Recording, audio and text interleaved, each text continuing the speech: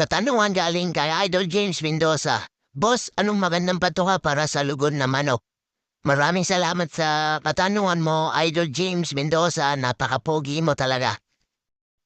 Kapag ang manok ko ay dry na pero hindi pa nalalaglag yung mga luma niyang balahibo, ang pinapakain ko muna sa kanila is crack corn at may kahalong grains. Wala munang protein pellets, wala munang power pellets. Sa experience ko kasi mas mabilis malaglag yung mga balahibo kapag ganon yung mixture ko. Pero oras na nagsimula nang tumubo yung mga bagong balahibo, dun na ako naghahalo ng mga power pellets or protein pellets. Ang ginagamit ko ay platinum. So yun lang, kapag dry pa, wala pang laglag, crack corn muna sa grains. Pero kapag tumutubo na, haluan muna ng protein pellets, platinum.